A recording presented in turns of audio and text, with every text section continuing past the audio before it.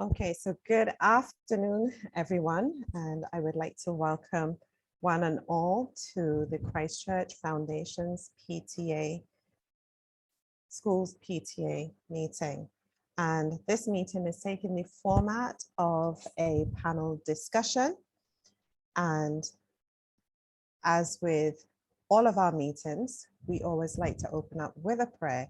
So at this time, I would like to hand over to our Vice President, Mrs. Stacey Garrett, to open us up with prayer. Thank you, Madam President. Good afternoon, everyone. Heavenly Father, we come this afternoon, O Lord God. We give you thanks and praise for bringing us here in one body, one mind, and one spirit. We thank you, Heavenly Father, for taking us through term 2 and letting us have a successful and a wonderful term.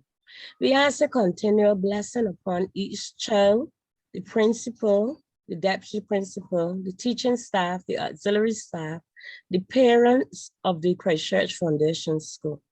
This afternoon, Lord God, as we assemble to have a Parent Teachers Association meeting, Lord God, we ask that your divine intervention will take place in it, oh Lord God. And as we set out to have a panel discussion, we thank you, Lord God, for the panel that made themselves available this afternoon to join us. We pray that everything that will be said and will be done will be to the glory and to the honor of your name and for the edifying and the upkeeping of the school. We pray your continual support on each parent gathered here and ask, Lord God, that as we go forward, oh Lord God, that everything we do, it will be done to glorify and to brighten the school, oh Lord God. In Jesus' name we pray, amen and amen. Amen. And thank you for that powerful prayer, Ms. Garrett.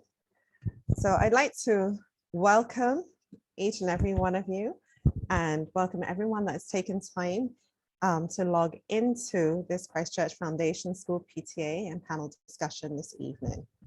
We have a lot to cover, and so I will try to be brief in my comments so that we can move through the agenda items as quickly as possible. So on February 12th of this year,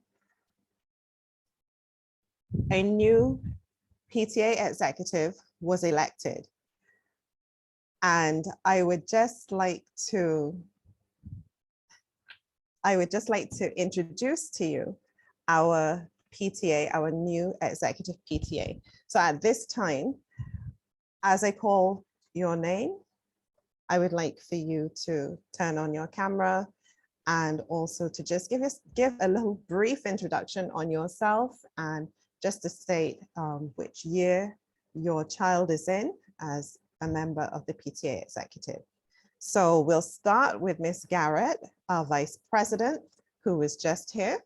So Stacey, if you'd like to go ahead. Thank you, welcome again. My name is Stacey Garrett. I am a first timer to the Christchurch Foundation School, but for the past term, I felt like I was here for a very, very long time.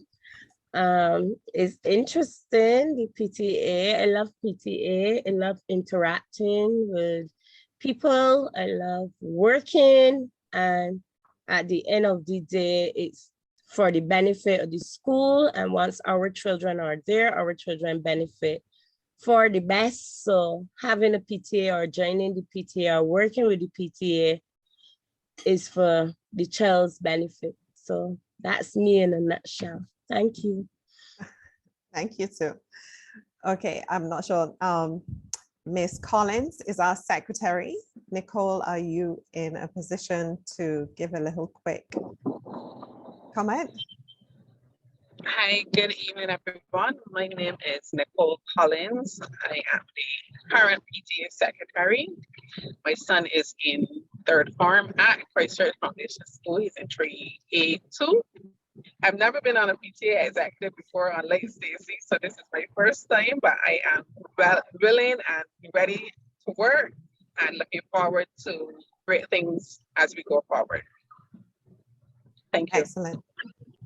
Thank you, Nicole. And Nicole is our secretary. And then we have Mr. Anthony Gittins, who is our treasurer. Mr. Anthony. Hi, good afternoon, everyone. This is my first time on the PTA Executive at Foundation School. My son is in 5th form. Excellent. In for more. I would have served on PTA Executive when my children were at primary school, and when I myself was a teacher, I also served on PTA Executive at the school I was teaching at. Okay, excellent. Thank you very much. And then we also have Miss Karen Olivier. And Karen had another engagement this afternoon, so I don't see her here. And Karen is the Secretary Treasurer for the PTA. And then we have our Public Relations Officer, Mr. Siebert Strawn.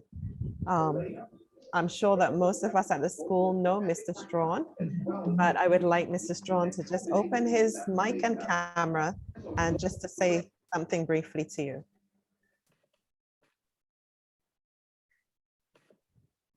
All right, you can see me? All right, all right. Good evening, everyone. I have been associated with Christ Church Foundation School for 28 years, and I have served, actually, this is with my second president I have served in various capacities. I'm the person who managed the physical education and sports program at the school, and I'm here as a teacher. I still have a role to play at the PTA, and I try to give up my best. So I wish everyone a successful event this afternoon. Thank you. Okay, excellent. And we have two parent representatives, one in Mr. Gregory Graham, who has not joined us as yet because he's still at work, and also Miss Gail Jones, who is with us. So Gail, can you open your camera and your mic and just give a quick greeting?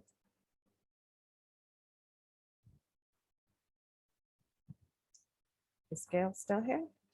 Gail, you're muted. She's talking, but she's muted. Can you hear me now?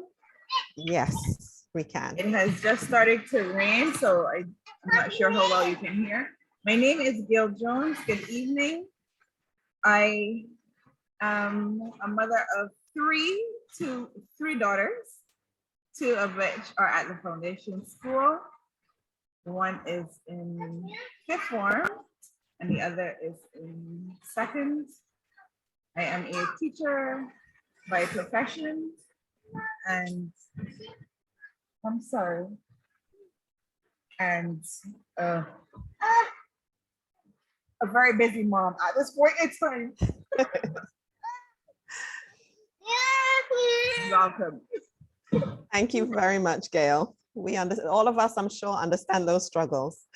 Okay, and at this time, I would like to introduce the principal, Mr. David McCarthy. As well, Mr. McCarthy, would you like to just say a brief word? Can you also lower your camera just a little? Yes. Excellent. Good evening, everyone. It's a pleasure to be with the grouping once again. And I hope that what is presented here this afternoon will be of much use to you. Thank you. Thank you, Mr. McCarthy. And then we would have the deputy principal, which is Dr. Albert Bartlett, who I'm not seeing here as yet. And he, as I said, is the deputy principal. And then finally, you have myself, Diana Weeks Marshall. I am the current president of the PTA, a chartered accountant by profession, and I have two children at the school, one in upper 6th, getting ready to move out, and one in 2nd form as well. I have never been on a PTA before, but I have worked extensively with every school that my children have been associated with. I'm so happy to be part of this PTA. We have a really good executive, and I fully believe in the school and everything that school has to offer. And I am just looking forward. I'm excited and looking forward to really making this PTA work. All right, at this point, just to say a few short words in relation to the PTA.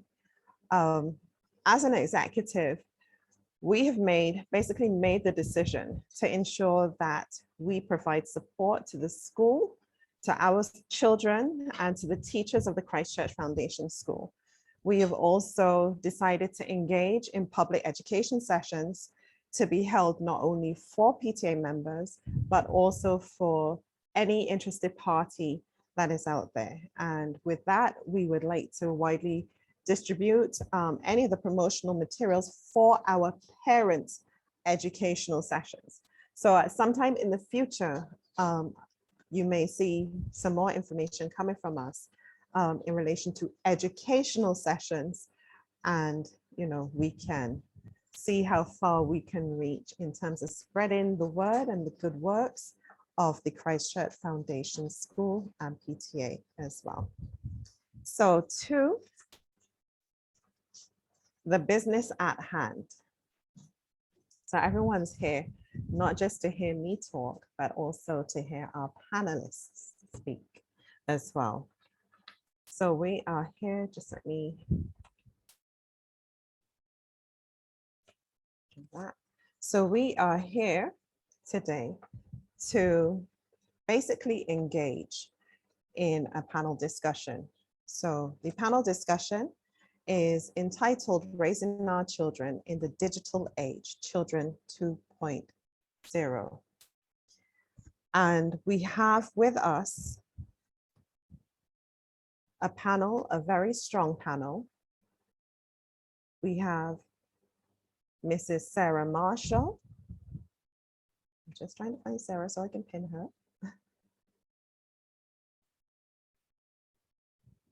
Right, there she is. So we have Miss Sarah Marshall, and we also have Mrs. Therese James. Let's see if I can pin her too.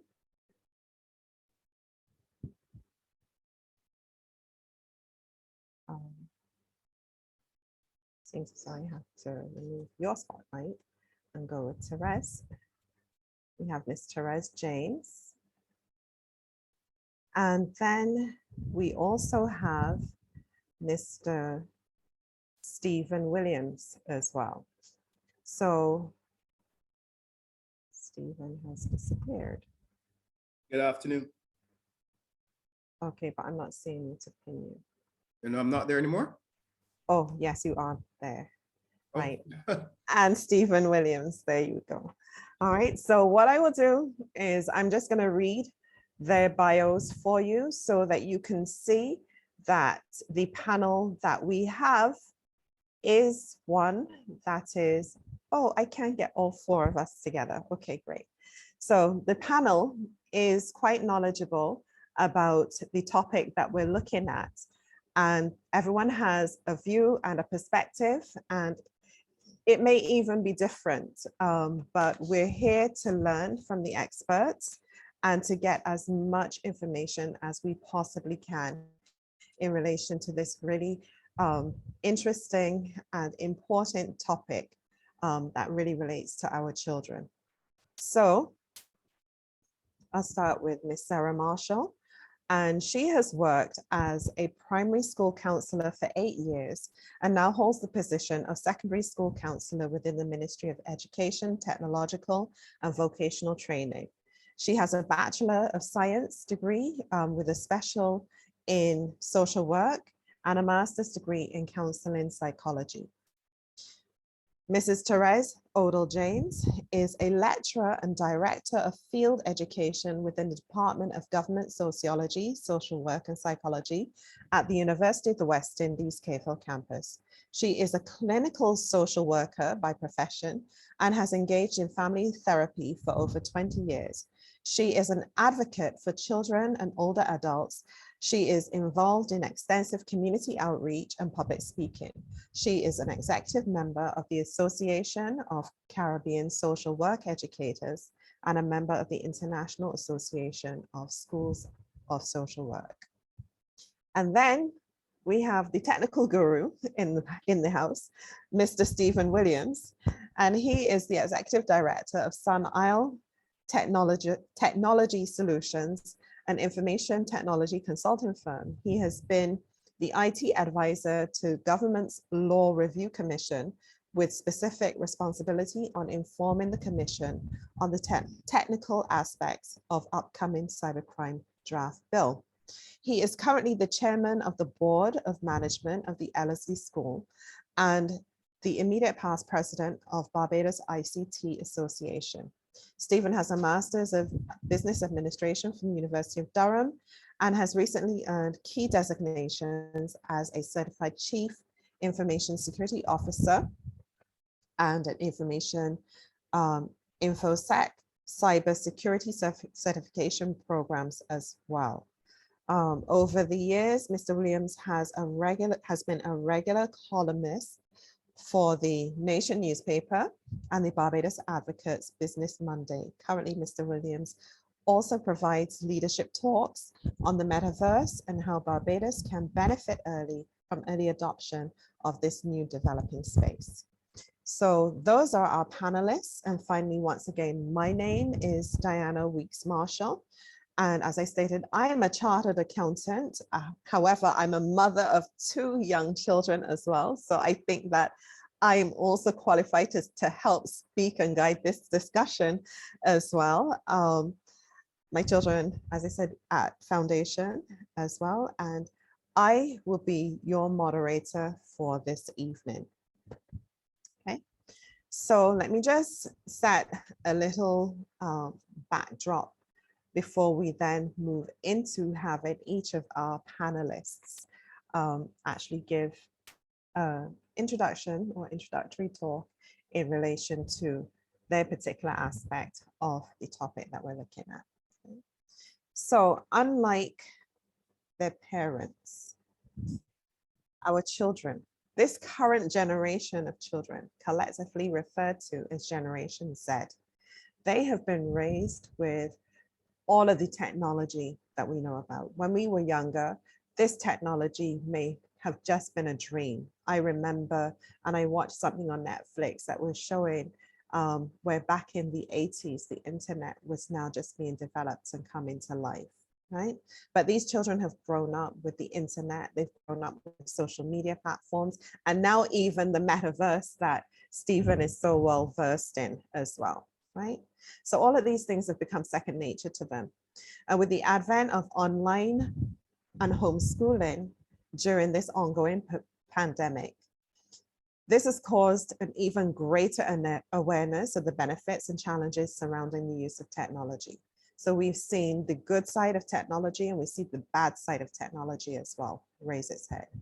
So while recognizing the benefits of technology in education and as a social tool used for networking and staying connected, this panel discussion seeks to address some of the negative issues that past generations have never had to face. So no longer does stranger danger only reside in the streets, but it may have found its way into our homes via the devices that we've placed in our children's hands and in their bedrooms. We plan to examine some of the warning signs that our children may be experiencing issues or have encountered activities such as cyberbullying, even sexual content. And we will also address issues of anxiety and depression that can result from all of this negative exposure and what we as parents can do to assist our children.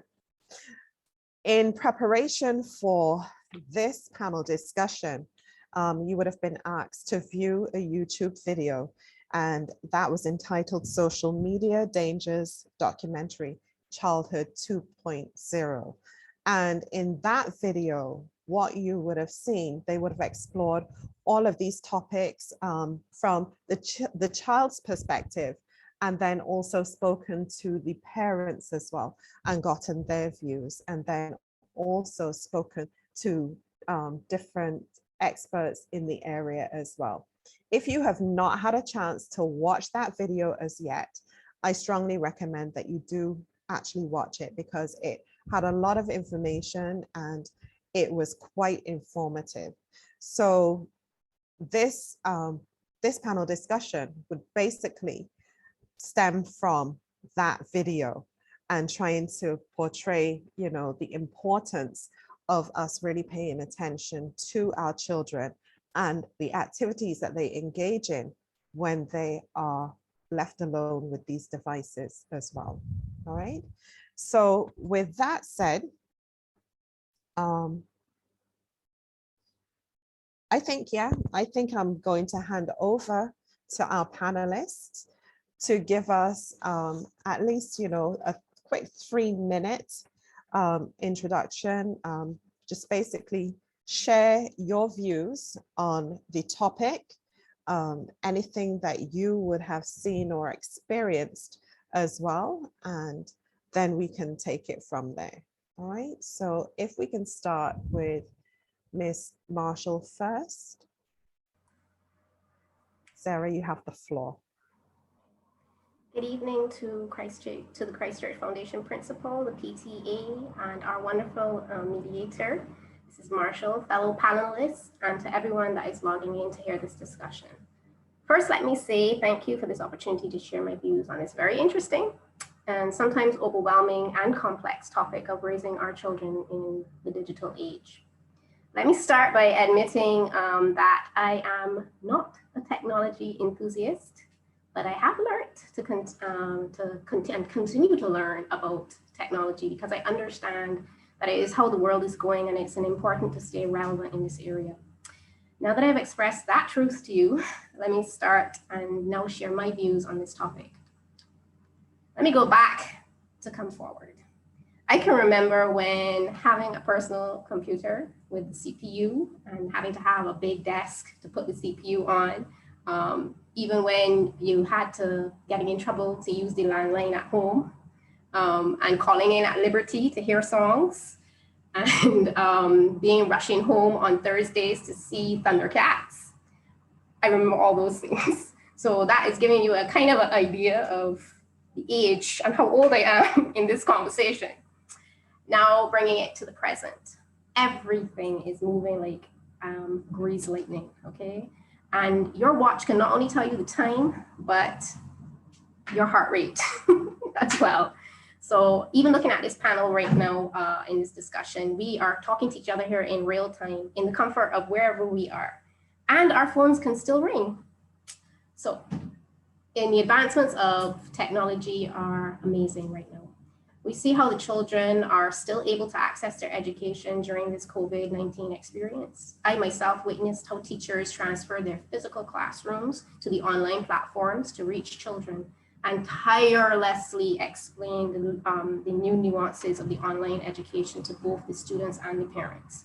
Children, teachers, and parents really tried, but even with physical school, they still had some children that struggled during this time. Let me start with the cellular phone, which is the most popular among children from my experience. It is a wonderful tool. But when you say yay, you have to say nay. Through the cell phone, students are exposed to the wonderful world of social media. Children can now not only call each other, but use numerous apps like Instagram, TikTok, Twitter, WhatsApp to instantly share whatever they want, whenever they want. Even in actually just expressing what I said there just now, I can see the parameters of parental control just walk right out the door. In recent times, we saw how popular the various challenges. I think they had one even at the same foundation this week, anything but a bag, and that was a good challenge, you know. But then there were some others a couple of weeks ago that weren't so great and had parents and the ministry itself in shock, you know. Information is moving at lightning speed, and today's children are there receiving it, whether it's good or bad. So what do? Do you never buy a cell phone for your child? Do you lock with parental blocks? You know, or do you walk around expecting the worst to happen? And if you're being honest with yourself, you may even take the answers to those questions from the same social media any given time, right? So the proverbial floodgates are wide open, and the immediateness and availability of information is just all there for children. Children's natural curiosity is what helps them to learn, but it almost seems like it's like a Russian roulette. And you never know when your children will come across that one thing that will open Pandora's box. I think sometimes life can get so overwhelming that we as adults forget that they're like these little eyes constantly watching us, but they're not saying anything. Social media is an addictive pastime. It is a very, even the very action of swiping your phone like that creates like a therapeutic and calming effect for some people. And it's very, very addictive. The addictive moves now to the number of likes and views, you know, the need to be liked, to be seen, and to become important. It is a very important thing for young people. The dark side of social media rears its ugly head as children and teens gain a false sense of reality, and the high pressure to be perfect, regardless of the cost, is a real thing. Body images are not just something that girls experience now, boys too suffer from this. To be honest, these are crippling things even for adults. Children have themselves open to harsh opinions of the world. Low self-worth and thoughts of suicide can follow. But your children haven't even left the house and they're having these experiences. So they become like avatars to me, hiding behind false profiles and posts, in essence, creating a life that is not necessarily realistic, but potentially very deadly to the real person. COVID-19 saw students taking to cyberbullying. It was viewed as like typed expletives, hurtful comments in an email that should not affect anyone because it was not said to their face. Some students were actually scared to come back to online classes because of it. And some on the other side were glad that they didn't have to interact anymore face-to-face because they just didn't like the people in their class. So you saw different sides there. Bullying, though, in any form can potentially lead to low self-esteem and develop anxiety and depression in the future. Social media pushes and pulls young people to what is and what is not as it relates what's in and what's not, the ins and outs, you know, what's in and what's cool. So it's got children like between that. As it relates to sexual pornographic content, these are actually hurdles that have been around from time immemorial. Children just have convenient access to it because of the technology. It is there. But the question is, what will make children stop and reconsider? Children are drawn to what you say no to, right? That's just how it is. But on the other hand, it's their curiosity that helps them to learn about the world. And we see this with babies because babies put everything in their mouth and they touch everything. They laugh at you and jump off the couch because that's just how they learn and that's how they gather information about the world around them. So how do you like supervise and be ever vigilant in your child's social media accounts? Unfortunately, a parent really and truthfully cannot be there all the time. Children are targeted and they are quite naive despite how smart they think they are. And just the daily act of going to and from school leaves them wide open to predators. Fellow classmates and friends encourage inappropriate sexual behaviors, saying that these are the in things to do. And you know how peer pressure is, even on adults. But most children do not expect that there's someone lurking over there or behind the classroom taking pictures or filming these situations and then gonna spread them all around the school. I almost feel that, you know, one of the reasons that online school during the pandemic was such a challenge for some students was that the devices that were seen as entertainment, like miraculously overnight, became educational tools, you know, and children just couldn't separate the two, which honestly, to be fair, adults sometimes have a problem with that as well. They need to stay entertained and not be bored. I hear that word so much. It's like, that is the word that describes every emotion, every feeling, every response, every expression. How do you feel today? Bored. You know, I remember when I was at university in West Indies and I was doing my first degree and students would be like at Roy Marshall sitting down and bent over. They're with their friends, you know, and talking on the phone. And then like immediately as they came out of classes on their phone, if they were alone, constantly on their phone, like it was a comfort, you know. This habit and requirement to use your cell phone is daily. It's something that we see all the time. Even people will be out at dinner or, you know, and they're on their phones. Girls in bathrooms taking selfies and finger piece and sticking out their tongue is it's like that's the norm now at school. Technology seemingly created to foster better communication is leading me to question what are we trying to communicate?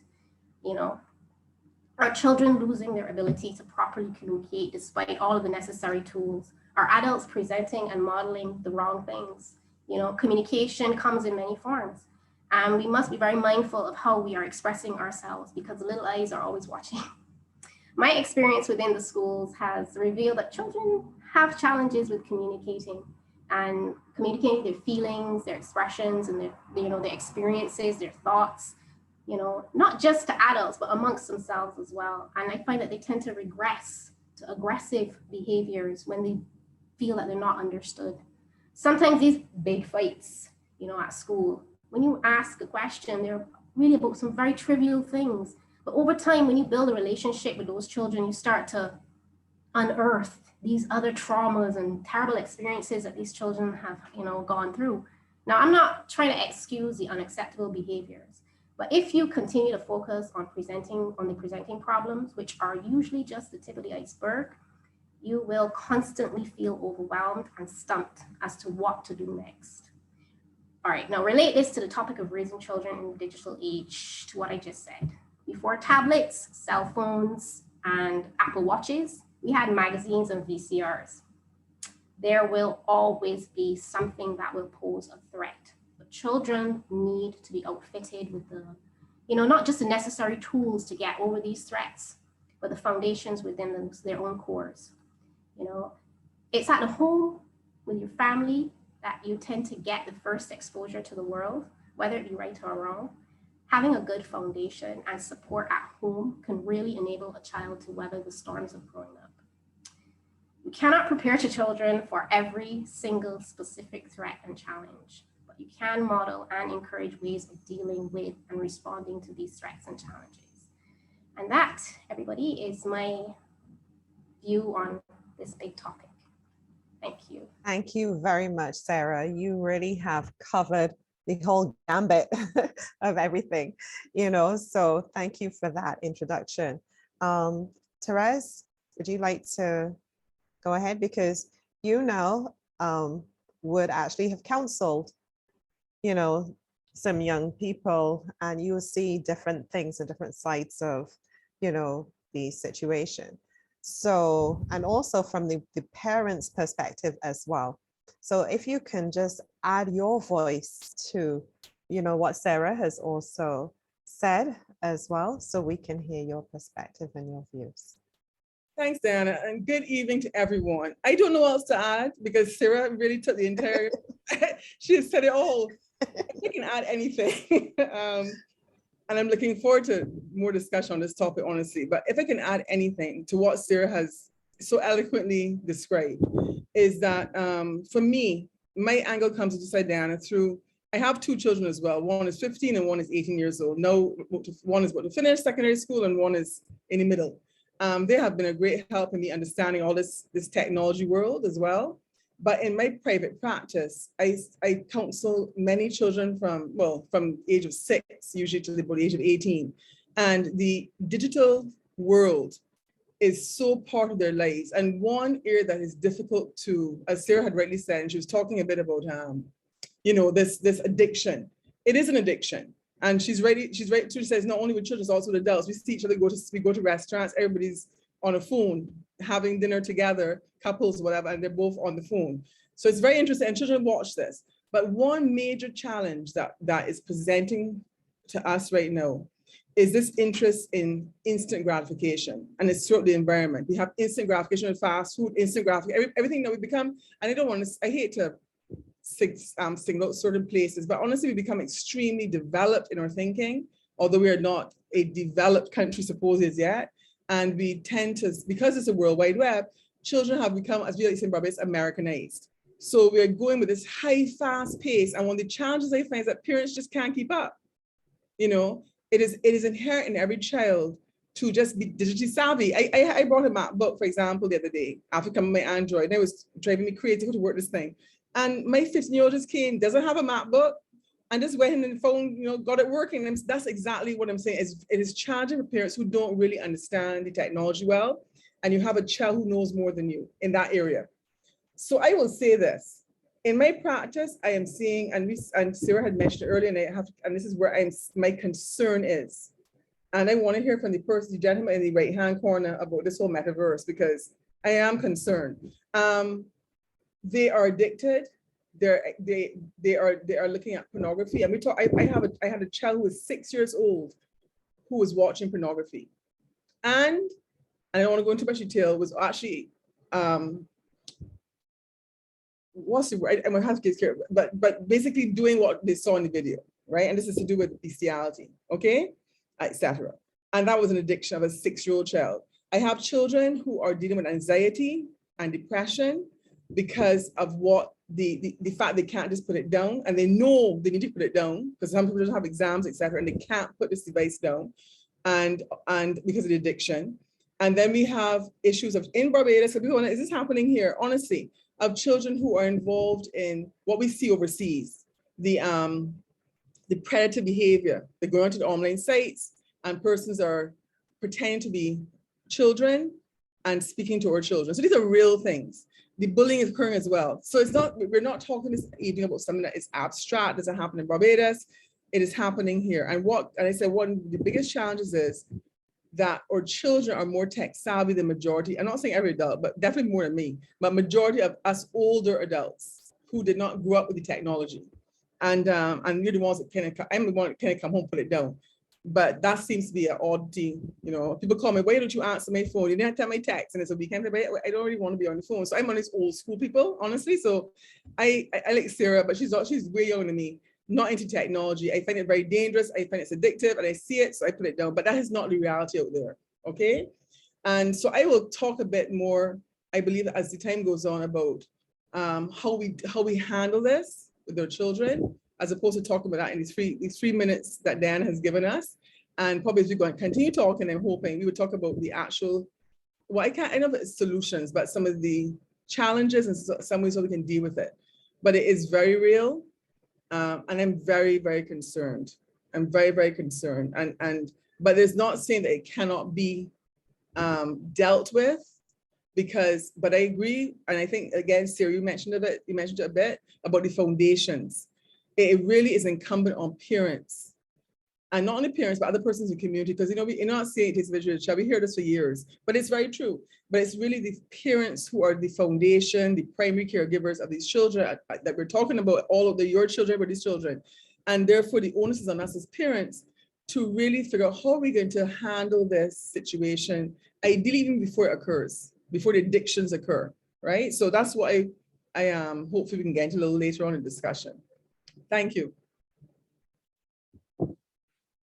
Okay, great. Thank you, Therese. You know, it seems as though we're just opening up a Pandora's box here. There's just so much inside of it that, you know, I don't even think that this one panel discussion can cover everything, but we will try to do our best to at least, you know, provide everybody with the information that they need to at least start the conversation, get people to actually start to look at this thing seriously and to seek the information and the assistance that they need if that is the case. All right, so I'm going to hand over to you, Stephen. And Stephen, you have a presentation that you would like to present right now as well? Yes, Okay. Thank you. I listened with quiet glee. I particularly like Ms.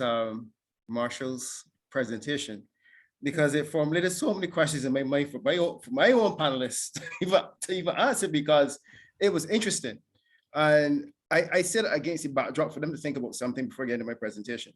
Mm-hmm. Are we using our own academic experiences and judgments on young people who have a transformational new world that they have to grapple with? Meaning that we are at a point where you mentioned the video, the VCR, you mentioned certain technologies of your experiences, and I'm going to get into my presentation in a minute.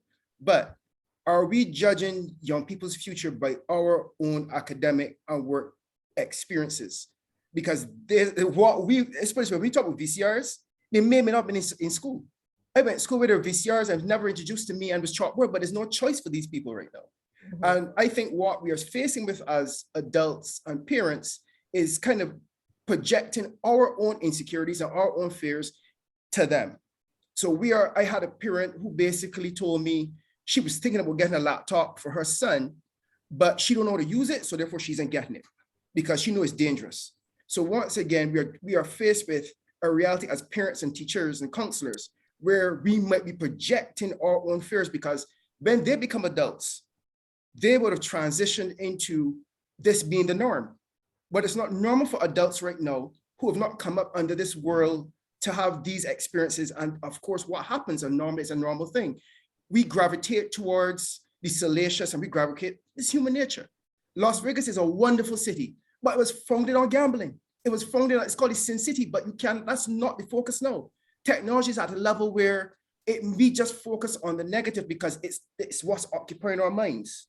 But I'm telling you, what we're going to eventually see happening is a rebalancing of what is driving the fear, legitimate fear, and it is legitimate fear. Now, let me say, I'm not discrediting it, but we could be projecting our own fears because our own development, the stage that our young people are at, it was not our reality. And our formative years determines how sometimes we grapple with new things and grapple with the realities that we are now faced with today. So let me jump into my presentation. 1 second. Okay, whilst you're doing my daughter decided that after all the talking y'all did, she's not going to come and engage me. That's okay. But it's interesting that Stephen would have said that because I had just written this as well, as both Sarah and Therese were speaking. And I was saying, is it really a problem for the children, or is this more so about the parents and the adults getting to grips with, the technology right now and understanding it? Because as you so rightly said, some of us don't understand the technology and our first reaction is, oh, we don't understand it, so we're going to step away from it. And therefore we think that we're not giving the technology to the children and that they're going to be safe. But that doesn't happen. They're going to find it anyway, and they're going to be exposed to it. So that is why it's so important to have sessions like these so that we can. Dad, I just want to say, on the point of view, even communication, because I say there's something called digital literacy, right? Where the language is being truncated. So instead of typing out Y or U, you just type U, right? But I also say language is never constant. We can go back 200 years. The language that we speak now and so tenaciously hold on to, right, was nowhere near what we're experiencing today 200 years ago. One could even make the argument that young people are now finding a way to be more efficient in communication. So instead of typing, now if I can save letters and save time, right, by typing a particular way, I'd be more efficient. Now you may say, well, that's not how you write you, right? But for them, and it was said, I think by Miss Odell James, that you have a situation where young people have an instant gratification. You're going to move towards where society looks for the most efficient way to do things. So while we're holding on to traditions of what communication is, young people are finding ways to actually be more efficient in how they communicate, work, and think. So in that case, let's go to managing our child's digital footprint, because all part of this, right, is part of something called a digital footprint, right? And what is a digital footprint? All right. It refers to anyone's sorry. Can we see my own presentation? Yes, we can see. All right. It refers to a set of unique, traceable digital activities online. So yes, going and surfing the web, you know about cookies, you know about how the web browser tracks you, or sorry, web servers track you. And we know these things are part of, the new experience of just even being on the internet. So all these things manifest in a type of, I guess, brand of who you are. So the sites you go to, so if you like football, you go on football sites, you follow your favorite football star, all these things basically make up your digital profile. And I think it's important for parents to know what digital profiles their children are building, because it forms part of a digital resume. And why should parents care about digital footprints? Because basically, it forms part of your online reputation image. So if you have a young lady that's doing a little bit too much, a little extra, that is forming an opinion of her. It is forming opinions for other people to actually judge. And, we may say, well, only God could judge me now. Unfortunately, before we get to God judging us, we have society that is actually placing judgment on others, rightly or wrongly. And this is a truncated presentation, by the way, that I made to Lester Vaughan School, talking about why children should care about their digital footprint. So if you see something in here that Maurice refers to children, it's because this was done for children. So the idea is that, your online reputation forms part of your resume. So you have employers right now who basically asking you for your social media accounts, if you can have them. Sure, you don't have to give them up. We live in a world where privacy rights are still something that people hold or try to hold on to. But if you have a child that is willingly giving up their social media accounts for the people to actually analyze and view versus a child that doesn't have one, you would find that, it may be weird, but the child that has a very good resume, even with work experience, may be left out because what social media accounts do, it gives insight into people's social thinking. And unfortunately, while employers try to gravitate towards the capabilities of an individual, how you think socially also adds part of who you are. And therefore, they're combining the social with the academic and work experience to determine a fuller picture of who they may hire. Also, for parents, why they should care, also it affects tertiary education. A lot of universities basically ask for the social media accounts again, because they really want to get a perspective on who they are bringing into their tertiary institution. So yes, you have good grades, yes, you do these hobbies, but are your hobbies connecting with your social media account? You say you're into 4-H club, you're into agriculture, into these different things, but it's not reflected anywhere in your social media account. All you did is take some pretty pictures. That may be an aspect of who you are, but it's not giving a true representation of that you might want to give a potential university or an employer. All right, so there's some negative effects and positive. I want to bring that balance. I think it is absolutely necessary to do so. So on the left, there's a young lady basically who is, into herself, and one may say, it's female empowerment and that sort of thing, which is great, but also it has some other characteristics. So things such as anxiety. All right, what I wanted to tell you is that I have a competing voice. Anyway, so there's a thinking that it is breeding anxiety. The idea that you do not want necessarily to miss out. So young people are connected all the time because what's driving that is that you do not want to be left out of the conversation in terms of what your peers are talking about. So part of what is driving that, being on the phone all the time, is that no one wants to be the last person in the know. We all see it. And it is nothing new. That's what the standpipe was for when our grandparents went to the standpipe, right? It wasn't only to wash clothes, right? It was to get the latest news on what's happening within the community. So the difference is that they have a connected way of being that doesn't require a standpipe or a certain specific physical place. And what I've also told clients as well is that what you do online has a digital offline has a digital representation online. So the idea that young people have this constant need to connect, which is driving things like insecurity, is driving cyberbullying, right? Because what happens offline is carried online in different ways. We just have to find a way to identify it, all right? So cyberbullying, for one, is a big thing within schools right now, and I've been asked to speak about cyberbullying too. And while it's a large problem, right, and I'm not discounting things like cyberbullying, there are other things such as body image and unrealistic expectations. So when it's about unrealistic expectations, what I mean by that is no one posts an ugly picture. If you look at the images that's on social media, everyone must be seen in the best light, thinking that no one is ugly. And what that is doing is posting unrealistic expectations of who we are. Everybody's a 10. Everybody has the prettiest filter. This is breathing a level of narcissism, one, is also breathing a level of I guess, body image that is unrealistic. So you can just get a svelte body now, you look slimmer, and you're not that. You're almost lying to yourself. Forget the public. But the difference is what is driving that as well is the fact now that you see these perfect images of yourself, you don't start to have an unrealistic, unhealthy image of who you are. Because the filters now can now compensate for those things. Instead of owning your faults, owning your imperfections, we are now being driven by the fact that filters can focus and fix problems. A little blemish here used to call it, what is it called? Beauty marks. We all had these words, and think about it, a beauty mark, it was a blemish. It was an unwelcome sight on your face that you had to own. But you know what, as human beings we do? We call it a beauty mark. It wasn't a beauty mark, it was an imperfection on your skin.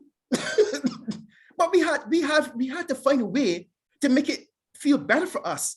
But what we're really doing is lying to ourselves. So beauty marks back in the day was a way to lie to ourselves, right, about how we looked. Well, what filters are doing online, right, is saying that beauty mark, gone with the filter. Take out that part, show your best self. But what that is doing to people right now is doubling down on unhealthy, realistic images of ourselves. And now we do not have a way to pull back. So we can always have this thing of perfectness out there. Perfection out there. But let's talk about the positive as well, because I'm here to bring balance, because I'm the one that I can actually have a different view because some of my panelists, right? But I would say that right now, the biggest problem is not children, the biggest problem are the parents. Because the parents do not understand how to focus young people's energy. You know what I have girls, so I but with young boys, you always say, you gotta put them in a football program, right? You know why? Or cricket program or sports program. You have to harness that energy in a positive way. Basically, if you have a little boy or even girls too, and you come home, you find the whole house rearranged. And the reason why you put them in a school program is to take that energy and put it channel into something positive. What are parents telling their young people, their children, their wards? What is the positive activities that should be associated with your social media accounts? Because they don't know. Can I interject there as well, Stephen? Because I completely agree with everything that you have just said, but when you add now to the whole melting pot, the fact that these children have been at home for the past 2 years inside of the house, part of the time could not go outside, could not run around, it was like this fear of whatever was out there. And during that short space of time, like my youngest child, who, was neither here nor there in relation to the games and the phones. Yeah, he wanted a phone or whatever. So in that space of time, the only way that he could connect with his friends was by playing games, Roblox. What are they called? I can't even call all of them. But right? You can't call all. I mean, you can go online and yes. So the point I'm trying to make there, coming home quickly, is the fact that if there are hobbies that you've encouraged offline, so whether you play netball, you're a dancer, I'm saying that those things parents should have been encouraging children to know. If you're interested in dancing, when you connect with on social media with a dance club, right? And talk to those peers as well to help enhance your dance. If you're into football, where are you liking Chelsea's page, having maybe a Barbadian Chelsea page, right? Or even within your school, and develop social media clubs for your school, right? And your peers. But we've left them alone, and now we're reaping. It's like, well, you know what happens if you leave your child alone unattended for too long? Same thing, all right? Yeah. So what tools can we do to kind of control and protect your family? So there are three that I just want to mention, and I'm going to come home quick. One is Custodio, which is on the left, okay? And that gives you a sense of the surfing habits. This is an old photo. There's more detail that comes into Custodio now, because it drills down into things such as using artificial intelligence to do things like projections in terms of the likelihood of things. But they're known for basically surfing. They can provide things like geolocation. So I'm gonna give you some general things that across all aspects of the tools. So Custodio is one, I highly recommend them. They have been around for years, so they have a refined product. The other one is M-Spy. And as it said, they're more focused on the spy for the point of view that they can basically see your child's WhatsApp account, what they're sending, who they're sending to. It has so many implications even for parents and not necessarily the children, but it gets really deep in terms of what you can do because it can get pretty invasive, all right? And the other one that's coming on strong is Microsoft Family Safety. So those are the two that I recommend. But what I would say, these two on the screen, would give them the edge because they're not specifically tied to a particular platform. Microsoft's ecosystem is tied to that. It has some good things. So therefore, for example, what we tend to leave out when we talk about social media is things like the Xbox, all right? But Xbox is pretty much social media as well because they're gaming with people in an environment that's social and it's media. It's a different type of media. But we kind of forget that the Xbox and PlayStations. And why I can't give Microsoft a full pass is that they only have control for the Xbox. They are not connected to the PlayStation. So if your son has a PlayStation, you can't control it. So you can actually see what games from the Xbox they're playing, how long they're playing it, and set time limits. So all these have some basic functions and features, right? And let me quickly say, so you can manage multiple devices. So each one basically you can, it doesn't have to be just one device, like per child, many, of course, your household, so you may have 2 or 3 children or more. So you want to manage the different devices. You can set time limits. So all have these kind of core features. All right, manage phone and SMS activity. So basically you can manage aspects of the phone, like what software is installed, what messages and SMS there may seem like text, and it is, but it goes further now into WhatsApp in the particular sphere. So it should probably just be messaging. You can block apps and games from being installed on the different devices, right? And advanced social media monitoring. So I think things like internet searches are given, so therefore what they're searching on. You saw in Studio, if you were looking at the screen on my laptop, you can see basically if they typed or went to any pornographic sites, what sites they went on, how long they spent there. Some of them will go as far as block inappropriate websites, so they won't be able to go there at all. A lot of them have GPS tracking and a child panic button, and local studio for sure. A child panic button is basically if your child you're talking about having 14 and 15-year-olds, maybe up to little parties or whatever, and God forbid something goes wrong, or even an adult, you can basically go on the app and there's a big red button you kind of push and it sends your last location and it keeps tracking you. So therefore you can tie it to a specific phone. It might even be good for adults too that have that special connection with each other. So that panic button could even serve that purpose. All of them have reporting and onboard activity. Okay. Activity reports. And then that's basically it. It's all about digital well-being and managing your digital well-being. So I just wanted to be simple. I mean, this was an express presentation. This has like 30, 40 slides. But, for today's presentation, it just concentrated on those key areas. Okay, great. So before we move off from this, I would just like to say that I think that, using this software is an excellent tool to help, parents manage the content that the children are being exposed to. Because also as well, if your children know that you have access to, the sites that they're viewing and different things like that, I think that they would be less likely to view content that they shouldn't. But also in relation to that, I think that age really matters when you're trying to set restrictions.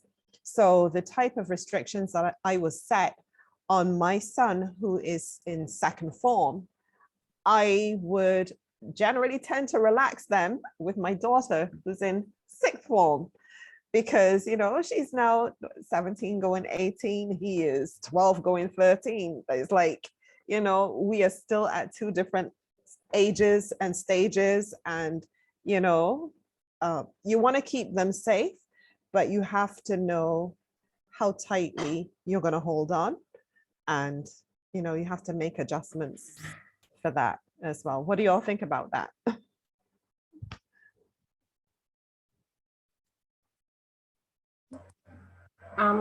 I totally agree that, and I think too, boys and girls are different. And I have a daughter as well. So I understand that you need to really look at, you really need to know your child too, as well. Like, see how you, you can say that your older one would be a kind of way, your daughter this way, and your son is a different thing. I think a lot of it is knowledge about your children. And I think some same technology, like when you come home from work, you're on your phone too. A conversation with your child, you just, how was your day? And the children are gonna say fine, period. They're not gonna get deep. How was school? They're gonna say great. To get you off their back and then go in their room and do what they're going to do or whatever, and if you're on your phone, because it's relaxing, like I said, it's an addictive thing. So you're on your phone, they're on their device, their tablet, and as Stephen said, those gaming devices are very addictive, and they do communicate with people outside the world, or outside in the real, out in the world, literally on those games. I have had some parents complain about those games greatly, more so than even like the TikTok and the YouTube and stuff. Those gaming devices are extremely addictive, and the children will actually have an aggressive response to you when you cut them. So yeah, I agree, but I think you should look at male and female, and always know your child. I think always get to know your child. Always. Yes, that part I agree. I had one school that called me in to asked me if there's anything I could do in terms of cybersecurity protection, because a fight literally broke out that was online because someone stole their digital assets. So if you play these games, these role-playing games where you're actually fighting and you're actually collecting different gold or different points, someone stole their bag of gold in a virtual metaverse type world, and it broke into a real fight back at school. So that's what I'm saying. The gaming platforms to me is where the real aggression comes out on, especially for boys. I think for girls, it's body imaging. Boys pay less attention to their body, less so than girls. Less so.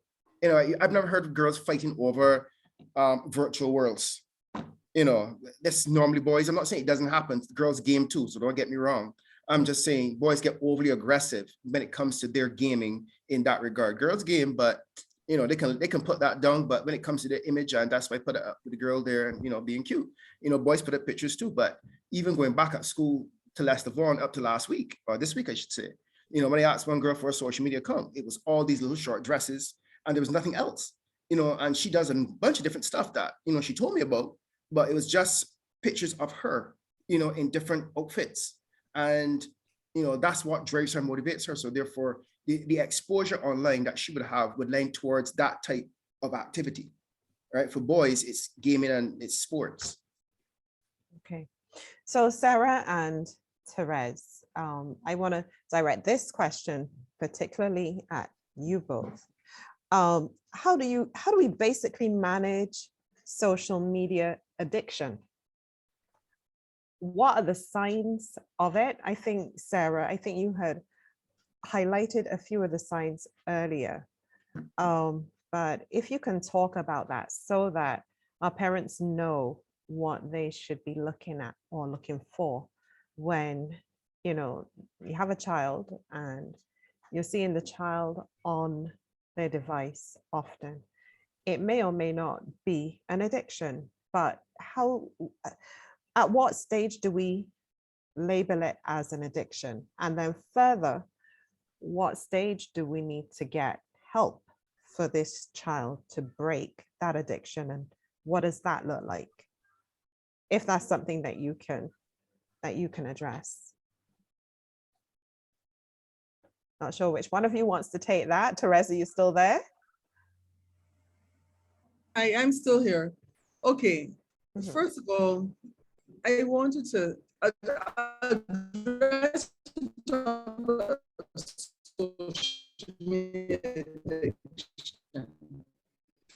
Therese? And this is anything for children, not just a it is a thing. Oh, hold on. Can you hear me? Hello? Okay, we can hear you now. Your picture has just frozen, but I'm not sure if something happened there on your end. Are you running multiple applications? I think that might be the case. You may have a what's that? Sorry. As if you're running multiple applications. You mean 2 laptops? Something. No, if you're on Zoom, you may have to close any other application running on that laptop to deal with probably some of the lag that you're having with the video. Okay, let me see. Or you may just have to, we know what you look like now, you may just have to close the video down, so. Yeah, I think so. I'll do that. Yeah, well, that's better. Yeah, that's fine. Yeah, can you hear me better now? All right. Yes, we can. Okay, so some of these signs of addiction. So I'm gonna address your question first, Diana. Is, well, the first thing to look at is any change in your child is warranting some concern. If you see change in your children generally, not necessarily even about addiction to the internet or social media, any changes you should be aware of. But for internet or addiction to technology, you're looking, for example, of things like anxiety. Child's more anxious, they're more depressed. They tend to perform not as well academically. They're isolating from others. They say that, they're feeling lonely. They're not coping. They don't really have that sort of social interaction with their peers as they had before. They just are acting differently. They seem, they have low self-esteem. Different. Those are things we look for. But again, it's not just, those are issues that are not just only related to addiction with the social media or the internet addiction. That's challenges, period. If you see a child your child's getting on, so it could be several things that is a factor. So the signs are kind of indicative of other issues that children have. But I want to say, if I can go on here, I want to say something else to you. And that is, and both Stephen and Misha and Sarah talked about it, it is foundational. So I agree with Stephen that if a child is just, and I said a lot has to do with parent. If you have your child at home, stuck in a room all day long, and you're not, creating, especially children are, when they get older, it's a bit more challenging, but when they're younger, so it starts from young, creating environments and situations and things for them to do outside of the house and being part of their lives. And, as you said, with boys and even girls involved in sports, some sort of extracurricular activity, those things are important for children because they have then they have an alternative as opposed to just the computer. All right, because the computer is not going away, technology is not going away, it's all part, it's going to get more and more, it is not going away. So you can't look for that to go away and think that's going to solve the problem. The issue is you as a parent, what are you doing with your child? And from a child is very young, in the formative years, do you talk to your child? Do you talk to your child about the world and how to cope and how to navigate friendships and how to deal with, self-esteem issues, how they look and what are their priorities, what are your values? That starts from very, very young. So when parents don't do those things or talk to the children, have that relationship from young, how then do you expect to sort of get it, go into that type of relationship when they get into teenage years? When they go through all the hormonal changes and they're not interested in you, because remember there's also developmental stages with children. So younger children are going through one developmental stage, the middle ones, another one at teenagers. So there's the critical issue is, are we as parents able to adequately communicate, and not just communicate, but realistically communicate with our children? Because parents will say to me, my child talks to me.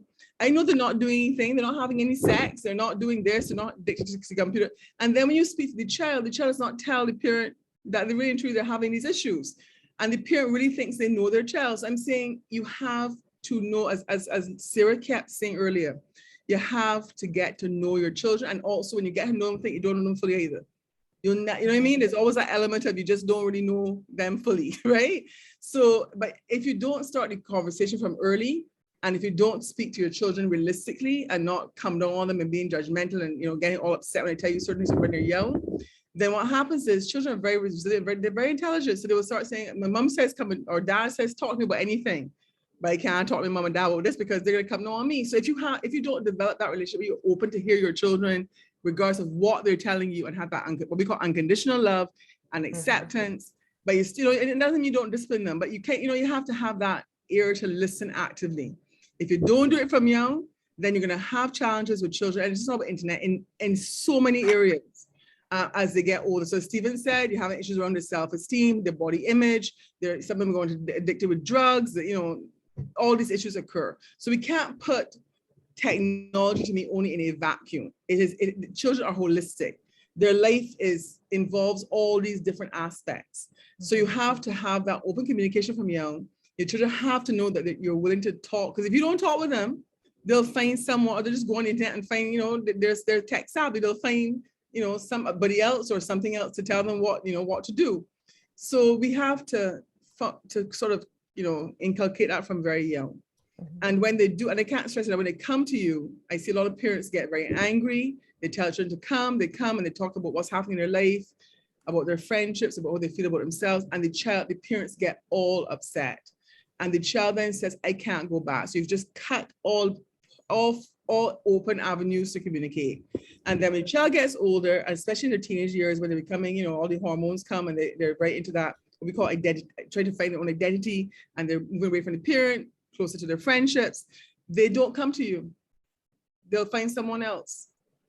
And, and it's very, very difficult then to sort of get them back. So all that we're saying, I agree with Stephen that we can't just, see the technology as the enemy, because it's just a device. It's a device and it's a system.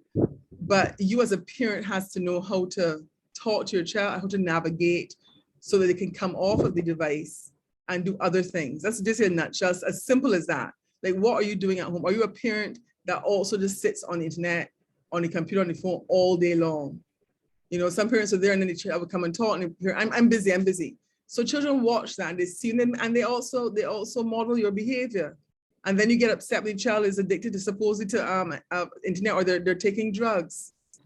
So we as parents have to be less judgmental, less, as Stephen said, fearful, and be realistic, and try to form those open communications with children, and also look for ways for children to be involved in other things. Sports is wonderful, because sports gives your children, the group activity, the team building, the conflict resolution, negotiation, all that.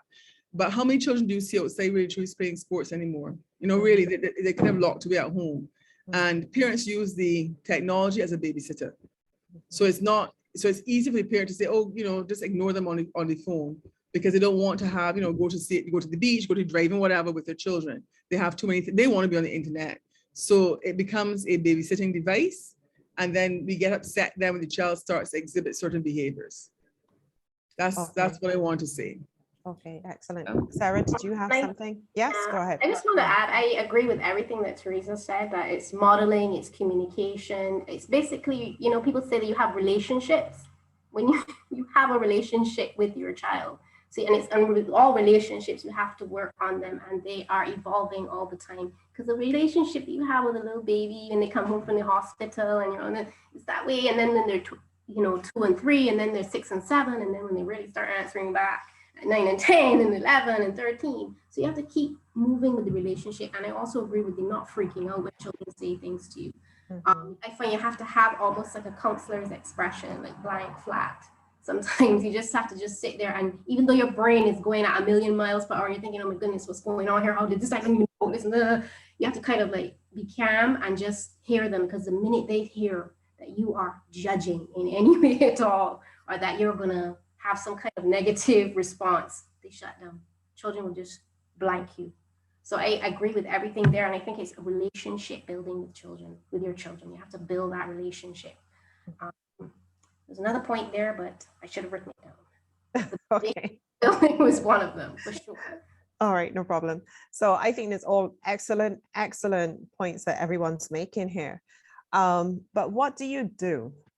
Or how as a parent do you respond now when you see that, something's definitely going on with this child and that phone, or, their social media account or whatever? How then do you approach that? If there's cyberbullying, or if, there is this thing that, we call sexting, or, there's someone that seems to be grooming them in some way over the internet or whatever.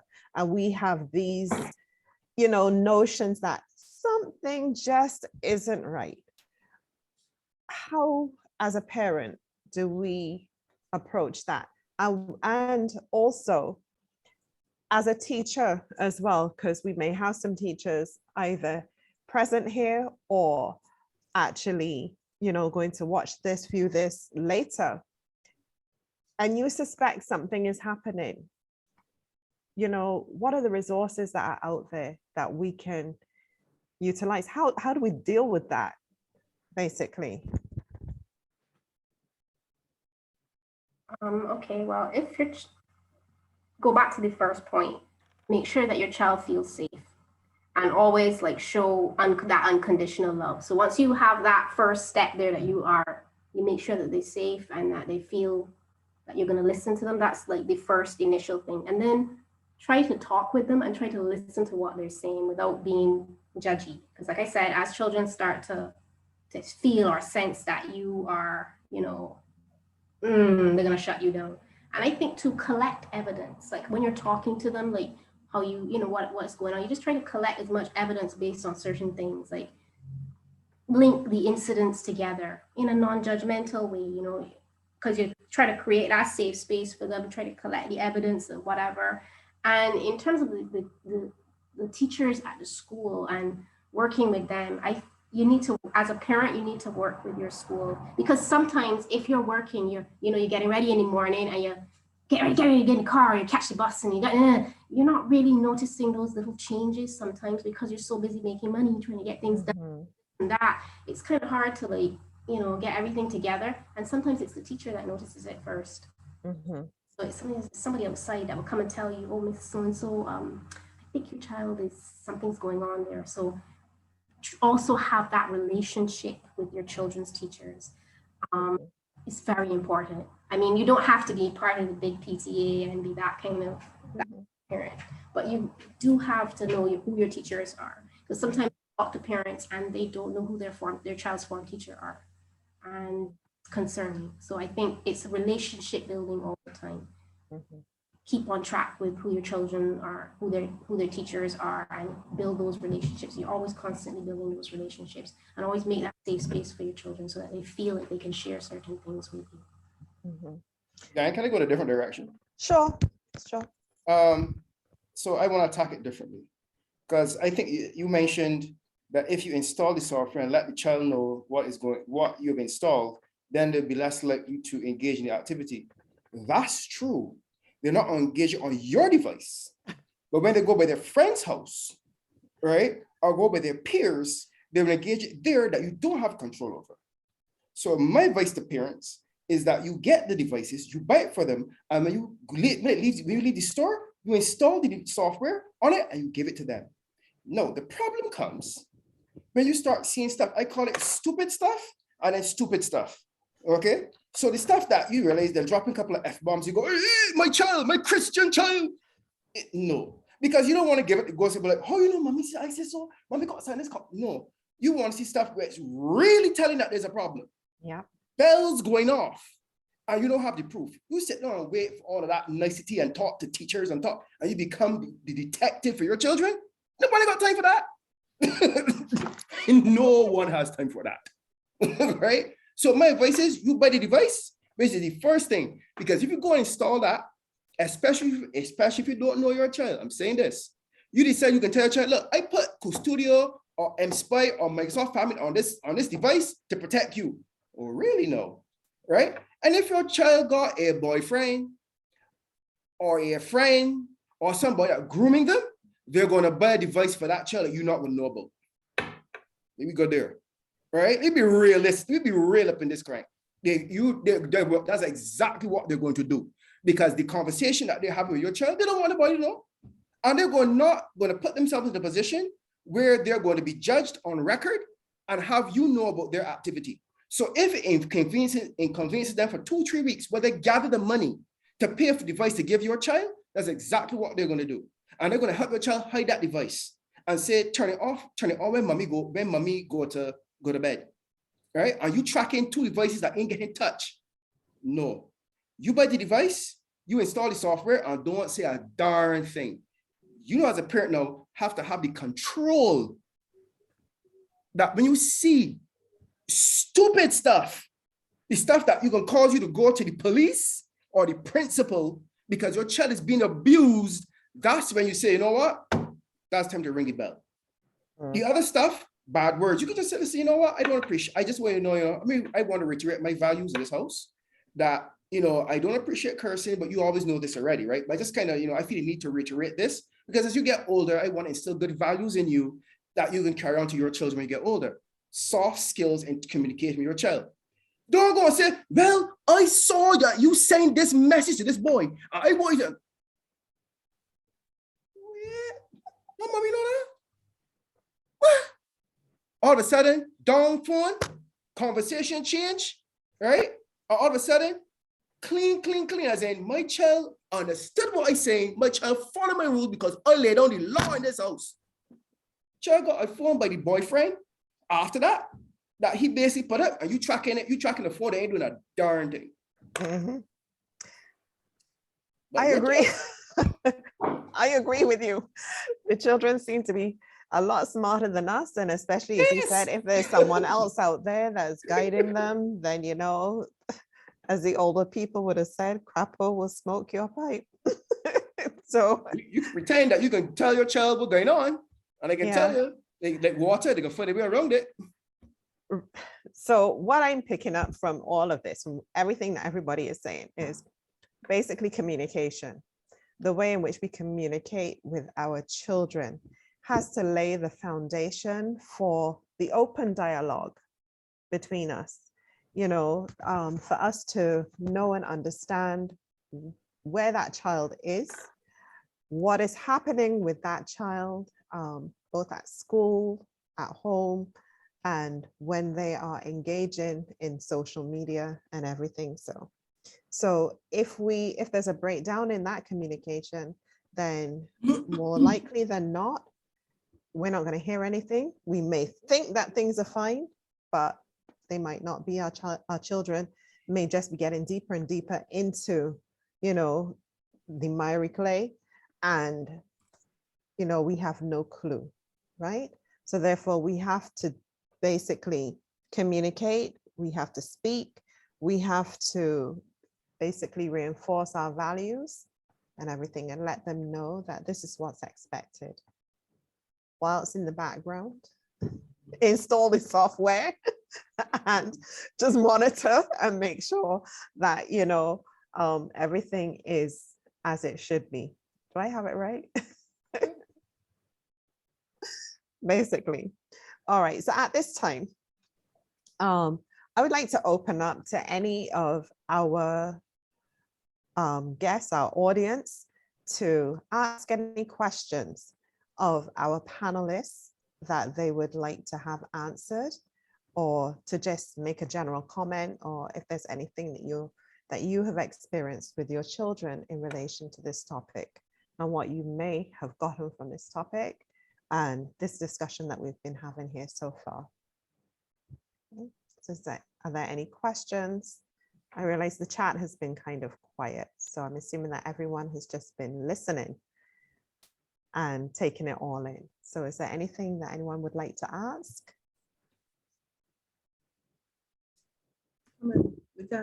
Wait. All right. Oh, can I say something? Yes, hi, who's this? This is Clive? Yeah. Yes, you can go ahead. Said I understand every single point that we're trying to make, but technology got the advantages and disadvantages. Technology right now, everything going online. Whatever we do, even when we're applying for business jobs, we got online forms. So what I'm trying to say is, even the Fire Sticks, cable, internet, TV. One time we only had Channel 8, now the Android boxes now coming in. Look at how much we're trying to do around technology. Technology will always be there. They always have advantages for it and disadvantages. So even you try to protect your children in many ways, you still got to give them some leverage. Because when they get older in life, say like 19 and 20, you can't always be around the children every single day of your life. So any day, you still have to be cautious of everything. You got to be able to let yourself open up to you, encourage you. Everybody have good things and bad things about them, but once you find someone open up to you, will coming to you, encouraging you and motivating you, that's the best thing about it in life. Everybody got secrets and things to hold, but every day, once your child feel comfortable around you, able to communicate with you, that's the most important thing. That's the best thing with the no and that's my point in life. I work with children. My mother worked with children. My mom was a principal, all of those things. So my father was in military education. We were all the schools too. So I understand everything we're trying to say. Excellent. Thank you very much, Clive. I recognize Stacy, Madam Vice President, has a question. Yes, please. That's not really a question, but just a thought. I find that sometimes we as parents, we allow the devices to train the children instead of us. And when I say that, I say like you come home on afternoons and like you might be busy preparing in the kitchen. You'll put on a video for the child. Wherever you go, you see the littlest child now walking with a tablet or a phone in their hand. And then they go from the movies. And I have a 5-year-old and sometimes she goes on and downloads some things and then like, oh, she get this do, oh, she do this do. And I'm amazed at what I see her do. And I think that sometimes that when we thought that we just to get a little freedom or a little peace sometimes that we allow these devices to take charge of the time spent with our children. Mm-hmm. That was just a thought. But also to add to that point as well, Stacy, what I have been known to do is move with devices, you know, drop a device or two in my handbag and out through the door and I'm gone.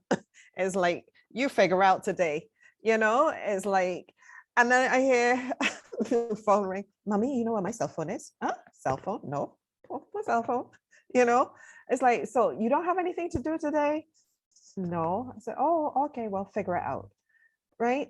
Because I recall being as a child, not having any of these devices, right? And, you know, being bored and finding some of the most creative things to occupy myself.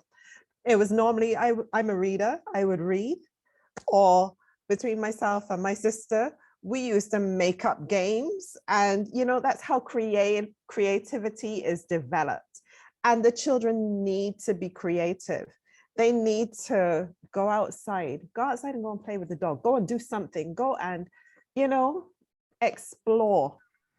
And I find that these days the children are not doing that because, you know, they're all stuck inside and this thing going 24/7, even at night, you know, sometimes I'm like, mm-mm. So if you need to touch the modem and get some technical advice as to how to shut down everything at a certain time at night, then do that. I have done that myself. You know, they probably will watch this video afterwards, but and they'll realize and say, oh, that's what used to happen, you know, but if that's what it takes, that's what it takes, right? And, you know, every password your child is not necessarily supposed to have. So you have to safeguard yourself and the children as well. So, Stephen, you wanted to say something? Yeah, because I'm with you to a point, but here's my diversion. Yes, you're trying to get them to go outside, but what happens? I'm not saying what happens. Sure, you can take the tablet away, you can take the devices away, you can lock it down. But have you ever seen a teenager? You tell a teenage girl or boy or whatever, they can't see the boyfriend or the little friend, and you say, you know what, you're not seeing it for the weekend. You know what that does? It builds anxiety. It builds a level of, I guess, resentment towards you. What I've always thought what you need to do is provide a safe space for productive activity for those young people. So take, for example, right, instead of saying, well, you spend too much time with this young man, well, maybe he should come here or we all go together, right? And that way you get to monitor the activity associated with and not try to take away. So be going out and the football and say, we're going to play some football, go and discover some stuff in the grass. Well, why not you take your device out, okay? And you try to find, don't bring that device back to me unless you show me that you're able to actually discover something different Take pictures of it, use the camera and discover the world. Take pictures of the world. Take pictures of things that you're interested in. It does the same thing, but no, you separate that level of anxiety, because what's going to happen is FOMO, fear of missing out. Okay, you need to know, because if you cut it off, you ever see a drug addict go cold turkey? How does that work? How does that work for you? In terms of a drug addict going cold turkey, doesn't work. What they normally tend to do is taper it off, where they basically try to find a way for you to cope, and eventually that balance happens. Because cutting off is not balance. The balance comes if you try to inject the technology into the day-to-day activity. I'll give you an example of this, and this is my best friend told me this. If you want to see where the world is going, watch Star Trek. What we have in our hand, right, is something called a tricorder. Any Trekkies know, right, that no on the Enterprise left their post without the tricorder in their hand. Because this device is a medical device that can now tell me my health. It checks my watch, tells me my health. This device tells me basically if I have work coming in. It also tells me if my child is in trouble, she WhatsApps me. Okay, so you can try to separate this from your child and be very, very direct about it. No, you're not getting it. Okay, that's fine. But what's happening as well is anxiety, and all they're going to do is rush back like an addiction. That's like saying, I'm cutting off on the drugs, as opposed to dealing with the root problem. And the root problem is that they're not engaging in life as we know it anymore. You're trying to inject your values on a new society. That's great for you, but guess what? You're an adult now that got a job. You're an adult now have a job in a society that was built for you. We're not building a society for young people to get jobs in the future, because you're injecting your value system on young people that have a totally different expectation. Because when people of their age don't become employers, right? Are they gonna have your values? No. No. You have digital world. That's correct. So, okay. So very good points and everything. So I will not, allow my children to go through withdrawal any longer. I will manage. It's about balance and management. Try to get them involved in it. I'm not going to the tablet anymore unless you show me something productive with it. Correct. And I'm serious about that, because you see, teachers now have injected the tablets in school and the devices in school, but we're not creating content creators. I heard about being creative, but we're the content creators. We're absorbing American content at a rate where it's voracious. But where is our young content creators? We got access to these same platforms too. Where we watching North American stuff. Agreed. I agree. I completely agree with you. All right, I'm going to turn to the chat as well, because I see some messages in there. So Miss Harris was saying that the technology and its addiction, especially scrolling, that she's seen information that indicates that persons' jobs are specifically to design devices to become addictive. And I would add to that as well, you will also hear and read as well that those individuals that have created these addictive devices also do not give them to their children as well. So, Steve Jobs never gave them to his children. The other fellow at the royal family has tablets. Little Charlie and what's her name? I can't remember. All those children do not use any of those devices. So my question is, if they don't give them to their children, they create these things, they know how addictive they are, why are we just handing them over to our children so readily? My son has only just in second form gotten a cell phone. In first form, yes, they create these WhatsApp chats and everything like that. And so therefore he said he gave my number to his teacher, which was fine, and the chat and information there was good. It was fine. When the children got too rowdy or whatever, so she would say, okay, no one can make any comments or anything like that. And she would cut them off for a while. She said, if you want to do that, she innocently said, if you want to do that, create another chat and, you all can converse that way, which they did, believe you me, and they put me in the chat thinking that it was my son. And oh my gosh,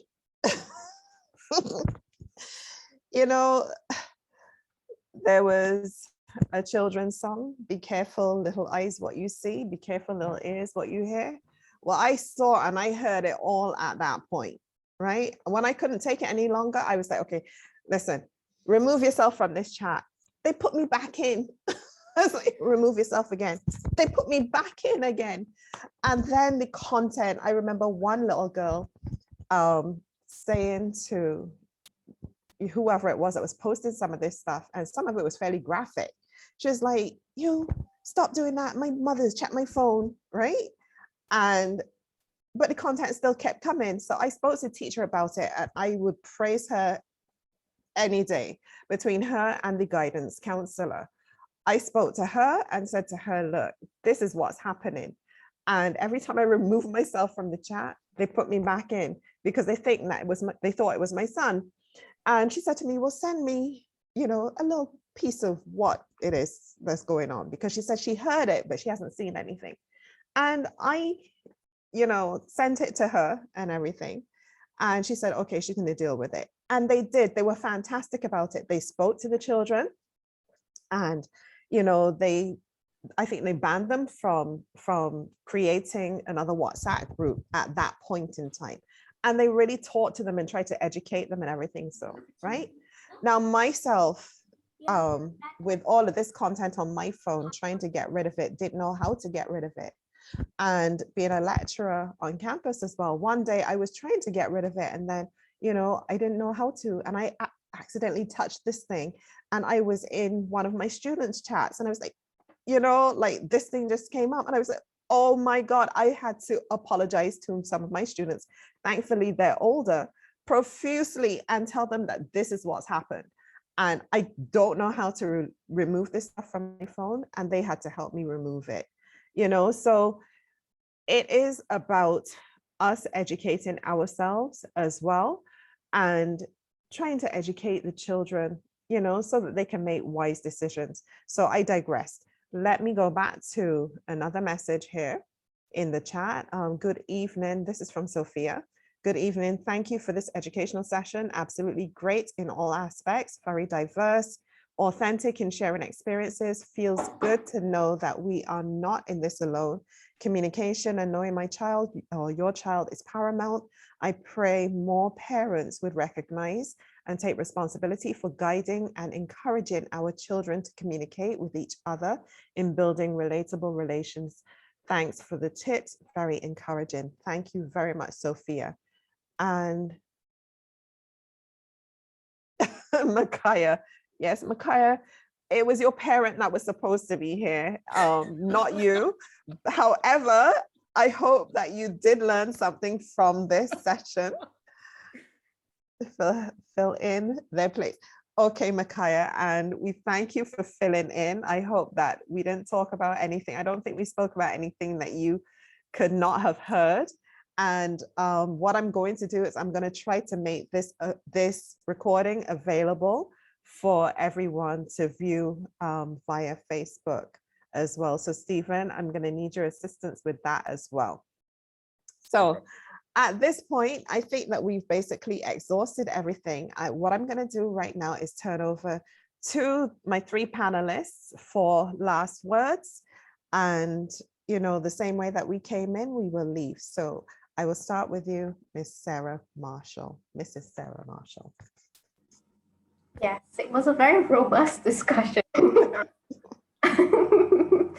I just want to say, listen to your children, build that proper relationship. And although Stephen doesn't agree, I think you need to keep him with the school because they spend a lot of time at school. So keep that relationship with the school going, and keep that relationship with your child. And try your best, to build foundations with them, always keep working on it. It's a work in progress, as they say.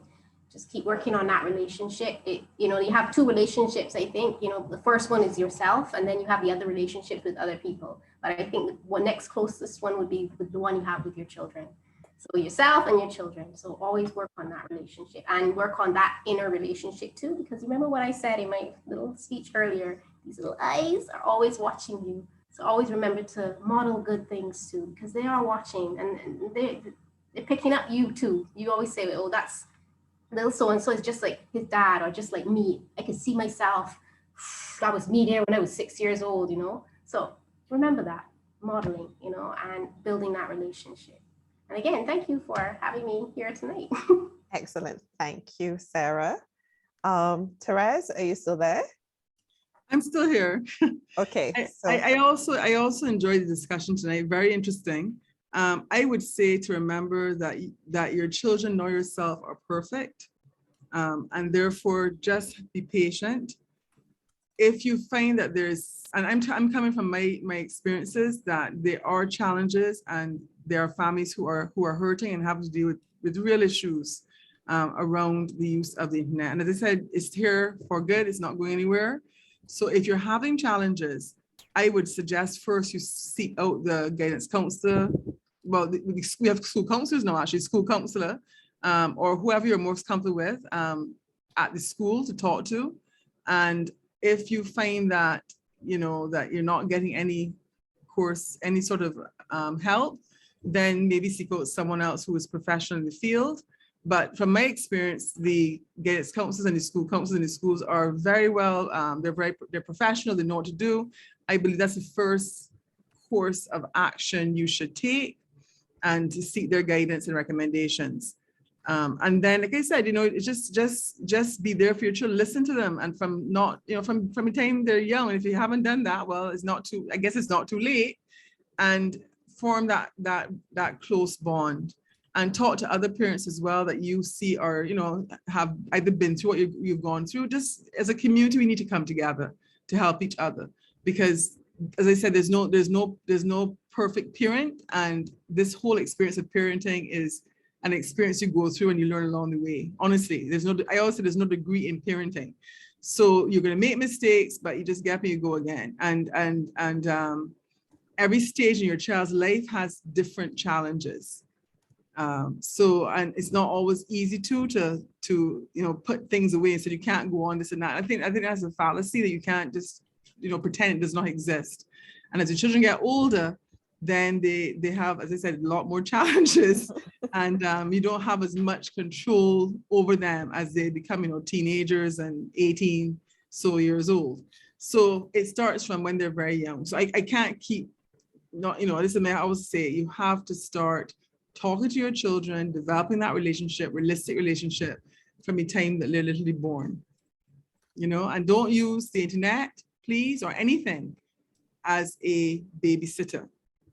Get your kids out, do things with them, have fun together as a family, and do not use the internet as a babysitter. Please don't do that. Okay, that's it. Thank you. all right, thank you, Therese. And Mr. Williams, Stephen. All right, okay, so when you all were talking, I was busy typing up my points. I just want to, a couple of quick points. So you mentioned about the royal family and Steve Jobs not letting their children have a tablet. So I would say, well, I know for sure Steve Jobs, not the royal family's children, have the need for digital skills, because their bread buttered on, they got loaves that buttered. So not even bread buttered on both sides, their loaves buttered. So for them to not have digital skills, that's a choice that they can get. I think that is with entitlement, that I can take away the devices and cut it off because my child is worth $1.something billion. And you know, you don't need to have this. That's entitlement. I would also say too, parents need to play it dumb. Right? So have your children teach you all about what they know, because you don't know any darn thing. You've not installed the software on the system, so therefore the tools can be a great help. Parents need to play it dumb and then have that relationship where your children teach you. So you may know the answer, but you want to see how they're thinking. Parents need to play it dumb. And I said, well, show me what's this TikTok thing? What's TikTok? I never go off there, TikTok, blah, blah, blah, blah. And you get to understand what their passions are and how they feel. So parents need to play it dumb. All right. So yes, the tools can help. All right. And I think they're important because you cannot be with your child all the time. And you need to know what they may be up into or how they're being treated online. It may not even be what they're doing, but how they're being treated. You don't want your children mistreated in real life. You don't want them mistreated online either. All right. Work with your child to create a positive digital footprint infused with the passions that they have. I think that's critical. If it's one thing you can take away from Steve Williams tonight, is that you need to pay particular attention to your child's digital footprint. So if they play basketball and you want a football scholarship, a basketball scholarship, why can't you not work with them to have video pictures with them associated with the basketball game? Because that's how coaches are recruiting. So your child has this passion, or even if you want to get a job, for example, at a business in Barbados, and they can see that you have been involved with the community work that they're been doing. So take your child wants to get a job at Goddard's, and Goddard's has a community drive to help in the home of the elderly. Well, get your child involved in those community activities and have them documented. Your child's life should be documented, but the privacy is critical as well. So use the phone, the technology to document your child's life in a positive way to help create that digital footprint that's safe. I'm positive. Thank you. So excellent. Some great points made by all of the panelists. I want to take the time to thank each and every one of you. You know, I think that all of the points that you've made were just fantastic. They really spoke to the issues. And I think that, you know, you gave us food for thought, and you definitely have given us some information that we can go away and we can use, and we can actually take in and utilize as well.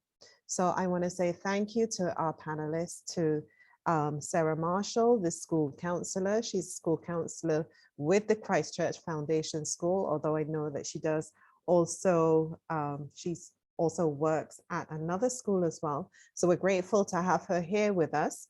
And Ms. Therese Odell James as well, for her taking time out of her busy schedule. I know that Therese is really busy right now as well.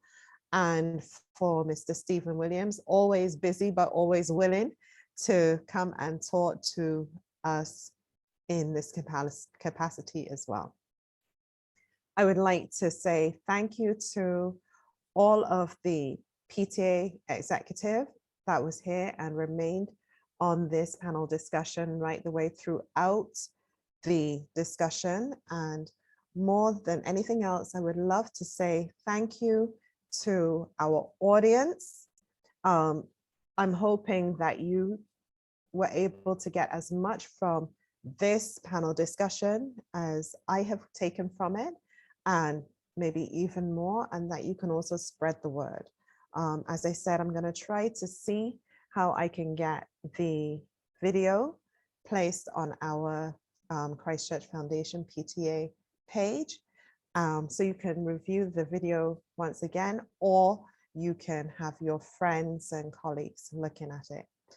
We do plan on having more sessions, more educational sessions in the future. And I hope that we will be able to see you again then. So at this point, I would like to say thank you to everyone. Also as well, we have placed in the chat, there was, I'm not sure, Nicole, can you just place it in the chat one more time?